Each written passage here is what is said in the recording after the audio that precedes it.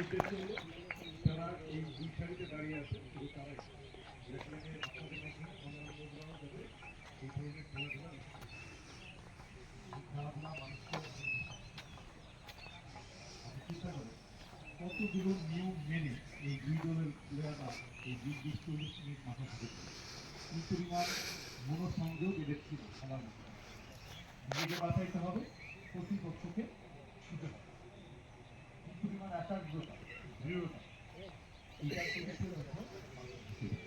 কাজেই আমরা আমাদের আধিকারিক এবং প্রশাসনিক কাজ করার পাশাপাশি আমরা সবাই যাতে কম বেশি মিনিমাম একটা খেলায় আমরা যাতে পারদর্শী হই আর বাকি খেলায় যাতে আমরা এদিকে অংশগ্রহণ করি এটা যাতে আমাদের সৈনিকদের মধ্যে সবার মধ্যে আমি কি কথা বুঝতে পারছি প্রত্যেকে